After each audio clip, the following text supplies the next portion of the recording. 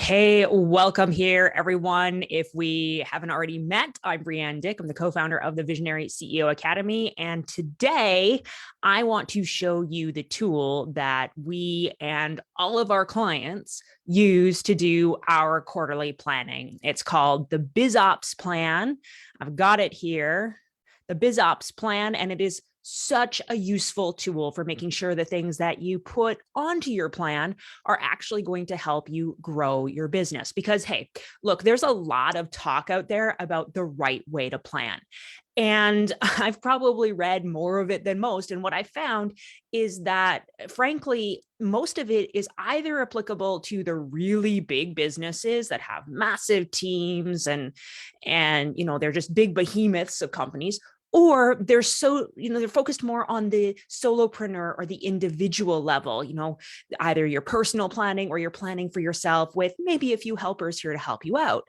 And what happens is that when you've got a small team, when you're in that low six figure range, even up to low seven figures, is you can try and follow those methods, but you can end up in, frankly, a lot of pain, right? And, you can spend a whole bunch of time creating a plan and doing a whole bunch of projects, and then you get to the end of the quarter and realize that you did all this work, but your business hasn't actually grown at the end of it. You've been stagnated, right? Or maybe you've even lost money. Or, you try and do what the big businesses do, and you set up all of these systems and you do all these new initiatives, and they're great for long-term planning, right? They'll pay off 6 months from now or a year from now, but you've spent all of this time and energy putting, all of your resources into these projects. And it means you have no profit margin, you have no cash flow, your bank account is in the shrinking, right? The bank account is shrinking. And, 6 months from now, it might pay off, right? You get a long-term payoff, but that's the only thing you get, right? And big businesses can handle that because they have a lot of cash flow and a lot of cash on hand, but a small business like yours can't. And most importantly, when you follow these planning methods that aren't suitable for the online business, like you have, a small business, but not a super small business, you're not just starting out, you now have team that you need to be worrying about. You need to worry about where all of this time and energy is going. And you get to the end of the quarter, and if you've done all these things and it hasn't grown your business, you end up with a lot of wasted time and a lot of wasted effort that you've paid for and you can't get back. And so that's the things that, as we go into this planning, we want to make sure that we have a planning approach that doesn't cause those pains. And instead, we want to have an approach that's actually going to create a sustainable growth, but not just sustainable growth in the long term. We want sustainable results now, right? We want now and long term at the same time with our plan. We want to be able to actually create profit, right? Not to see the business stagnate, not even just to be able to create more revenue, but we want to be able to see that the business is growing and that we're profiting at the end of all of this. And we also want to make sure that we're not wasting time, we're not wasting effort, right? We want to make sure that we have something that doesn't rely on us, but is effective, and not just effective for us, but we want it to be effective for our team so that our team can actually take the leadership position on driving these results forward, and it doesn't all sit on your back. So I see a few folks are here watching this live. If that's you, welcome. Really glad to have you here watching live. And if you want a copy of the worksheet that I'm working on here and you don't have a copy yet, you can just go ahead and comment worksheet below if you're watching this in the group. If you're watching this on our website or somewhere else, there should be a link down below and you can simply download from that link. So we're going to dive in. I'm going to take you through this method for planning, and we're going to be using this BizOps Plan tool to do so.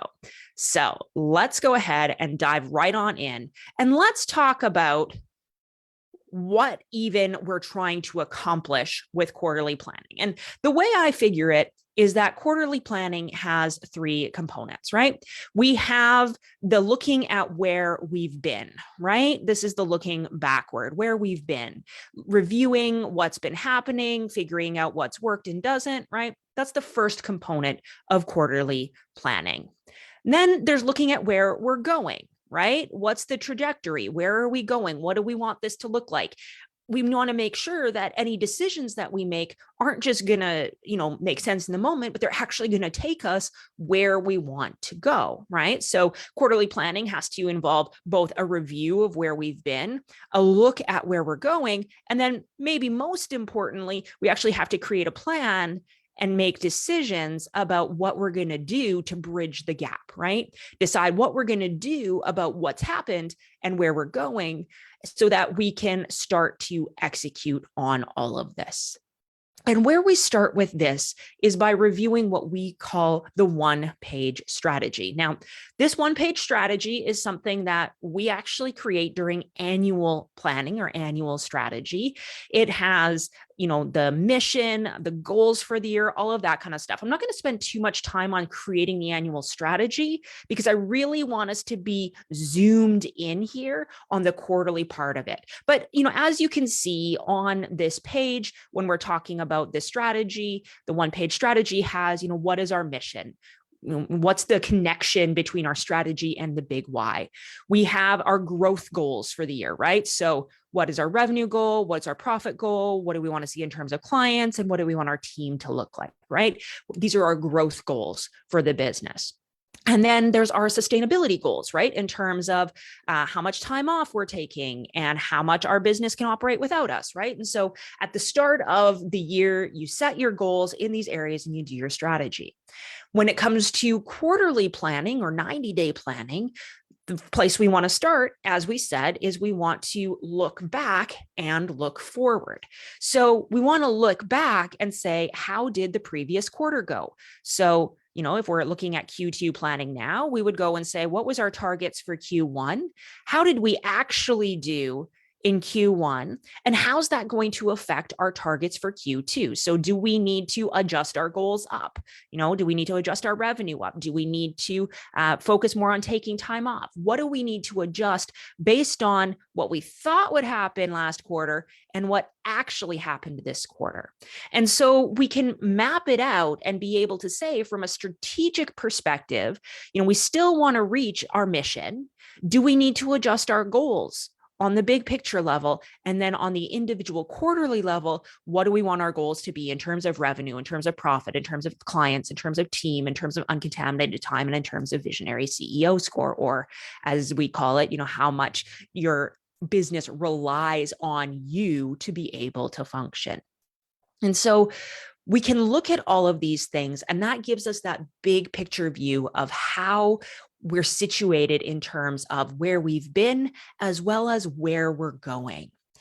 And from there, we can say, okay, if that's where we've been and this is where we're going, we can start to figure out what needs to change this coming quarter so that we're not staying where we were last quarter, but we're actually making progress to where we want to be in the coming quarter. And for this, we love to talk to our team members because it's not just about us and how we think the quarter went. We want to get our whole team to be involved in this review question. And so we get our team to do a bit of a brainstorm. And we ask them things like, what are you proud of from the last quarter? What are the wins that you're celebrating? What are the things that really lit you up? What are the things that worked well? And we can ask our team about those things, right? What are our wins? What are the challenges that the team member encountered or that they saw the business encounter in the last quarter? Not just what were the challenges, but what were the learnings that came out of those challenges? We like to do that to help them really, encapsulate what happened. That's their part of the looking back part and reviewing the quarter that was. And then looking forward, we want to ask our team members, if there's one project that you could say we should do this project this quarter because it would have us have a bigger impact on more people, what would it be? So what's a project we could do that would help us serve more people and get them better results? Because they're going to have great ideas and we want to tap into those ideas as we go through. And then finally, if the question, this is a magic question, and I love asking this question of the team. And it is, if there was one thing that we could change that would make your job better, what would it be, right? How could we make your job better? And you will get some really interesting ideas. Everything from, we need to have more memes and pictures of cute animals in these team Slack channel, to we need to make sure that we are communicating handoffs of information better, right? Whatever it is, we want to be brainstorming with your team as part of this looking back and looking forward process, because we want to make sure that we're all on the same page and that we're getting information from the team and not just kind of making it all up based on what we see, right? Because we have a team, they see things differently than we do. And so when we look at all of this, and then we can also look at things like, how did our projects go from this last quarter? What were our KPIs? And we can look at, progress on those fronts and just see how we did from a numeric perspective, if you will. What we can do with that is then we want to synthesize and summarize this information. And depending on when you grabbed your copy of the worksheet, this next page might not be on there. So you can go ahead and just grab a fresh copy, same link, or like I said, if you're watching this in the video, you can just go to the link below and download the latest copy. But what we want to do is we want to synthesize this information, and we want to create what we call the KDC map, which is our keep, drop, and change lists. So based on where we are right now and where this past quarter has got us, and based on where we want to be, what is our strategic goal for the end of this quarter and for the end of this year? What do we need to keep doing, right? Look at the lessons that were learned. Look at the things that they were proud of. What do we need to keep doing? What do we need to drop? What do we need to stop doing? What are the things that were pain points? What are challenges that didn't work out? What were projects that didn't get the results we wanted? What do we need to drop? And then what do we need to change? And just by taking all of this brainstormed information from your team and putting it into this KDC format, keep, drop, change, you'll very easily be able to start to see patterns in terms of what's coming up. And you'll be able to start to think and take that information from your team and turn it into a useful format for decision making. Because once we've done our looking back and we started doing our looking forward, then it's time to actually create our aggregate plan of, this is what we're actually going to do. Because the KDC map is going to give you lots of ideas for things to keep, things to drop, and things to change. But really, we want to hone in on what are the right things for us to do this quarter. And that's the thing that makes all the difference. Because what a lot of people do is they come up with these lists of potential projects, and then they just dive in and they just start picking them and doing them. But it's this step of making sure you're picking the right projects that makes all the difference in terms of, are the things you're doing, are they going to make you money? Are they going to help you save time? Are they going to help you get better results for more people? That's what we really want to focus on. And so in the workbook, there are a few other pages here with additional prompts that you can fill in as you're doing this review. What are open projects from last quarter? What are the big things from your master calendar that are coming up? Like, are there launches scheduled? Are there holidays or vacations that you want to pay attention to? That kind of thing.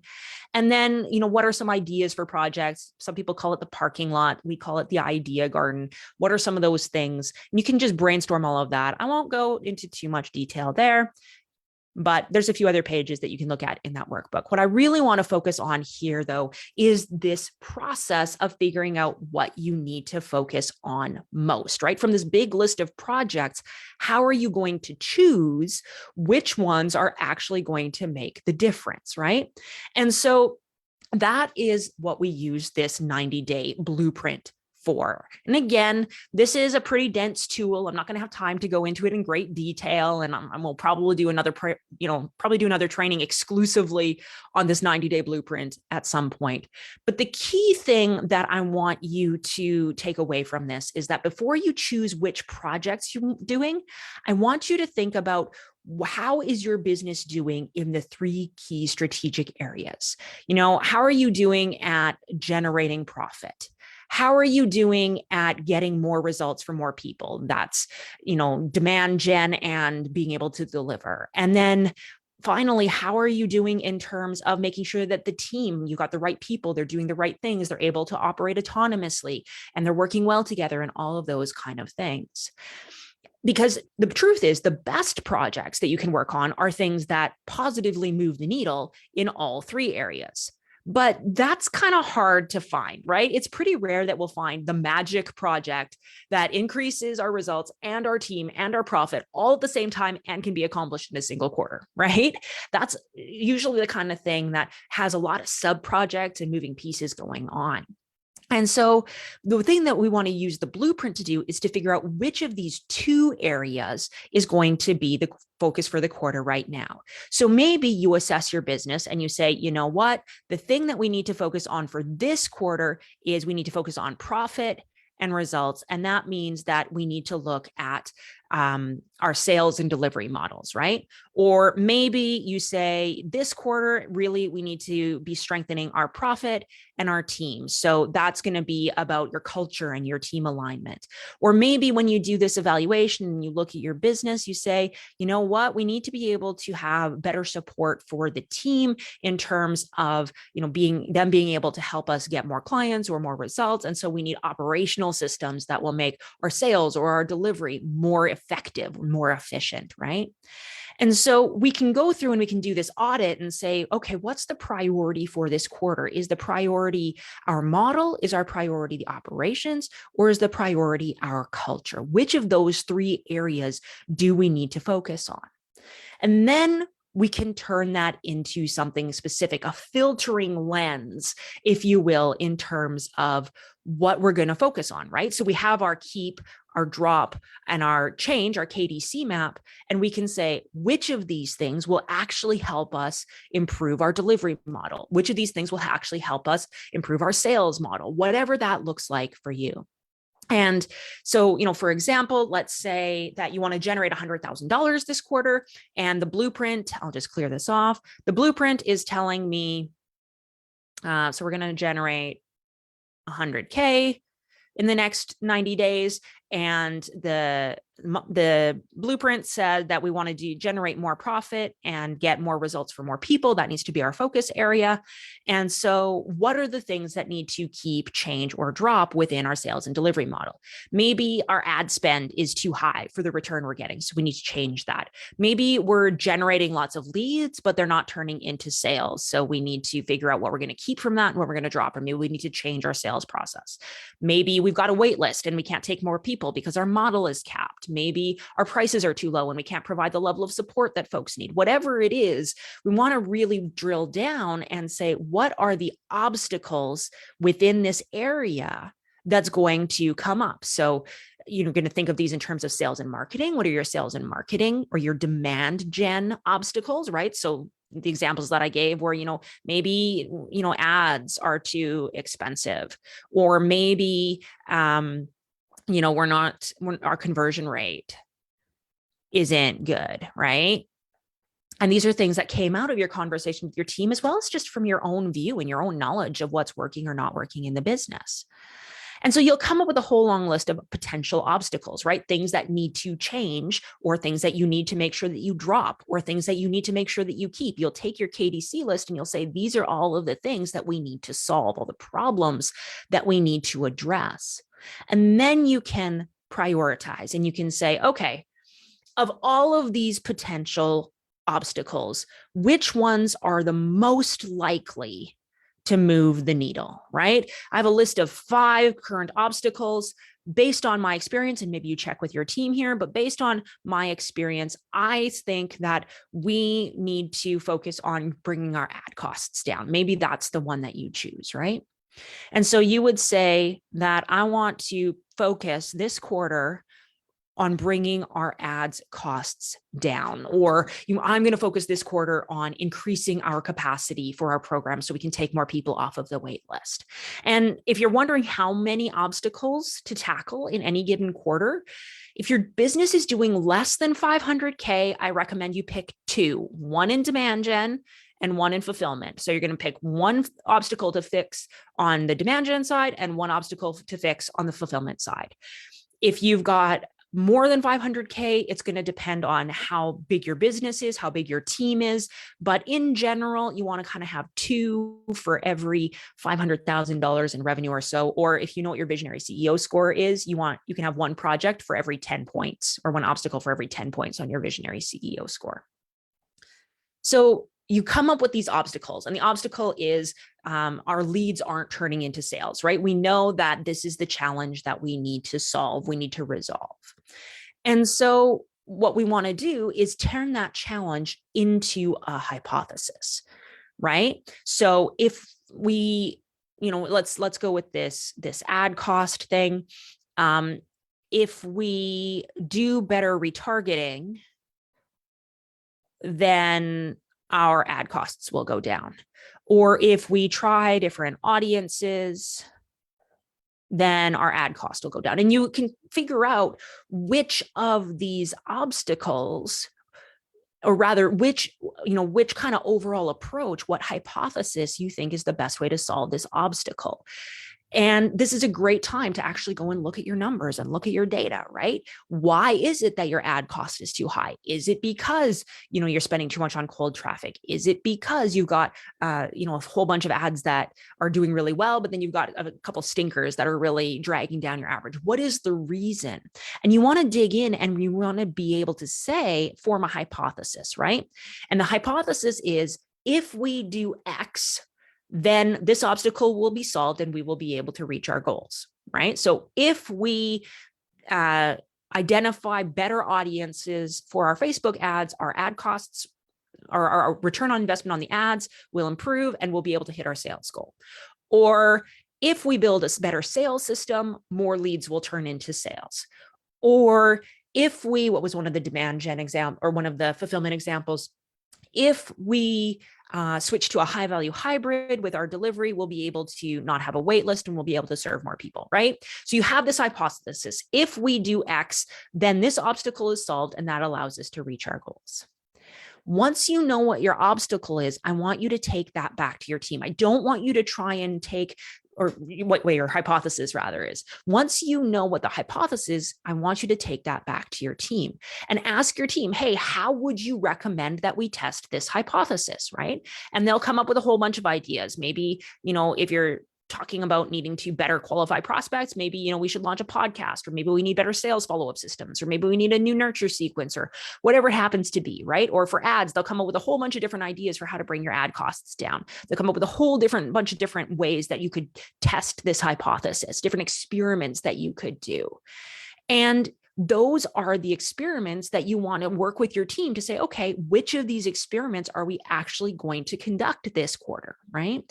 So you say, we're going to, we could launch a podcast, we could do better sales follow-up, we could do a new nurture sequence.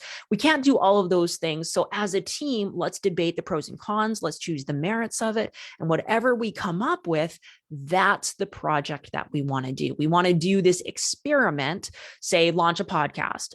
And the experiment is, we're going to launch a podcast this quarter. And the reason we're launching the podcast is because we believe that if we have a podcast, people will be more prepared to buy from us. And if they're better prepared to buy for us, our close rate will go up. And if our close rate goes up, we'll hit our sales goal, right? And so we're directly tying the project to the ultimate goal in terms of what we want the revenue, the profit, the results, the team to be.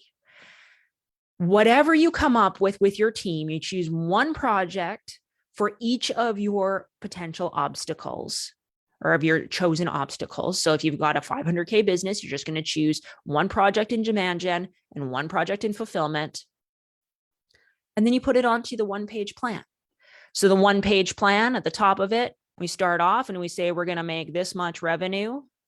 And we're going to do it by focusing on whichever our focus area was, whether it was our model or ops or our culture, right? So we're going to be able to generate $100,000 this quarter by improving our model. That's our impossible outcome for the quarter. And then we're going to say, okay, what's the project that we chose? And we're going to put the demand gen project here. And we're going to put the fulfillment project here.